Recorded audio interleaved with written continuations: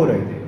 Data analysis करने के बाद टीम ने 2 दिन के अंदर भीतर एक ऐसे व्यक्ति को आइडेंटिफाई किया जो नज़दीक में रहने वाला था और उसको सिलवासा से यहाँ पे पूछताछ के लिए बुलाया गया।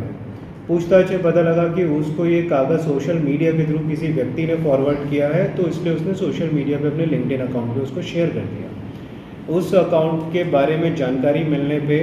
एक विजिल नाम के एक व्यक्ति का आइडेंटिफिकेशन एस्टैब्लिश हुआ, जो कि रहने वाला मूल निवासी केरला का है,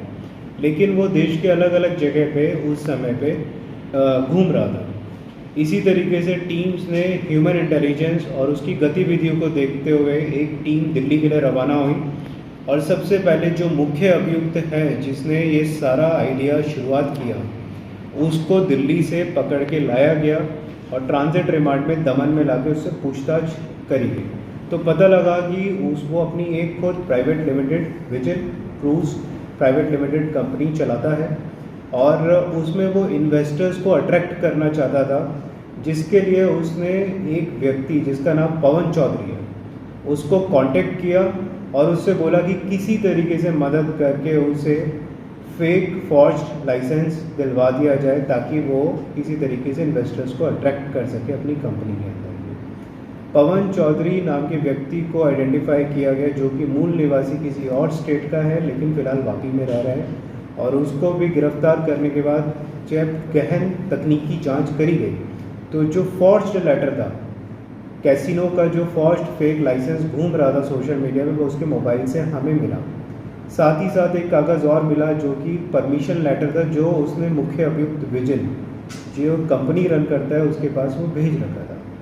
पवन चौधरी से आगे जब हमने पूछताछ करी तो उसने बताया कि वो एक उमेश पांड्या करके व्यक्ति से टच में है और उसने उससे रिक्वेस्ट करी है कि किसी तरीके से इस तरीके के दस्तावेज बनाए जाएं जिससे कि विजिल कांतरेटी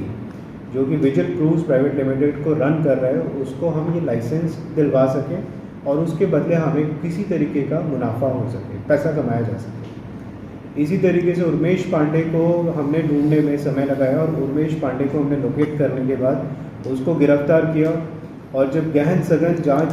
और पूछताछ चलती रही उस दौरान उसने रिवील किया कि वो एक और व्यक्ति से टच में है जिससे उसने इस कार्य को पूर्ण करने के लिए मदद मांगी है। इस व्यक्ति का जो व्यक्ति है इसका नाम हमारे सामने आता है इकबाल अहमद। इकबाल अहमद से जब हमने पूछताछ करी है तो पता लगा कि ये राज द्वारा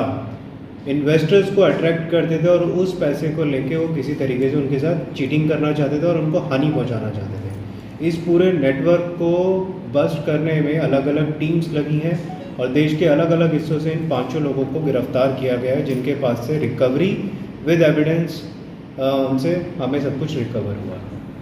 फिलहाल मैं 16 सितंबर 2022 को हमारे पास इंफॉर्मेशन आई थी कि एक सोशल मीडिया पे एक ऐसा कागज़ घूम रहा है जिसमें ये बोला गया है कि डेल्टिन होटल के अंदर कैसीनो और गेमिंग का लाइसेंस एक पर्टिकुलर कंपनी को दिया गया है।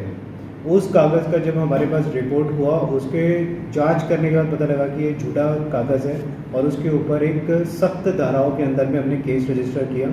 केस रजिस्टर करने के इमीडिएटली बाद जो भी हमें कागज़ मिले सोशल मीडिया तरीके की गतिविधियाँ पहले भी करता था और गिरफ्तार हो चुका है गुजरात के अंदर और कुछ समय पहले ही जेल से बेल पे बाहर निकल के आया है।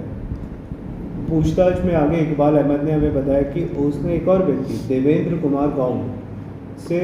मदद मांगी और इस व्यक्ति ने ही वो असली में दस्तावेज बनाए हैं। इकबाल अहमद के कहने के जो उसने हमारे सामने बताया उसके बाद हमने इस व्यक्ति को ढूंढने की प्रक्रिया शुरू करी और इसमें हम सक्सेसफुल रहे और हम देवेंद्र कुमार गाउंड को भी ढूंढ के मुंबई से महाराष्ट्र से लेकर आए। ये थाने डिस्ट्रिक्ट का रहने वाला है और उसके पास से भी हमें वो दस्तावेज रिकवर हो गया और पूछताछ के अंदर उसने हमें सारा सच बताया कि किस तरीके से इन्होंने इस पूरी एक्टिविटी को प्लान किया था और सोशल मीडिया के माध्यम से ईजी सर्कुलेशन करके ज़्यादा से ज़्यादा लोगों तक पहुंचना और इन्वेस्टर्स को अट्रैक्ट करके उनका पैसा कंपनी में लगा के उन लोगों को चीट करना इनका एक मकसद था। और ये सारे कार्य करने में उन्होंने कुछ उम्मीद ये रखी थी कि जो मुख्य अभियुक्त है विजिल कंपनी जो रन कर रहा है उससे वो कुछ पैसे की बड़े अमाउंट की डिमांड करेंगे जो कि देवेंद्र कुमार के पास जाएगा और बाकी जो अमाउंट होगा वो आपस में जितने भी अभियुक्त हैं वो आपस में बांट लेंगे उसको। तो ये केस पूरी तरीके से घनी मेहनत, टेक्निकल और ह्यूमन सर्वेलेंस के बेसिस पे विद एविडेंस और फ्लो ऑफ एविडेंस के बेसिस पे इस तरीके से हमने 5 अभियुक्तों को गिरफ्तार किया और उनसे 11 मोबाइल फ़ोन्स रिकवर करे हैं, जिनमें वो साक्षात प्रमाण मौजूद हैं जो कि इस केस से रिलेटेड हैं, वो दस्तावेज इसके अंदर मौजूद हैं। खबरों में बने रहने के लिए K29 को सब्सक्राइब कीजिए और बेल आइकन दबाइए।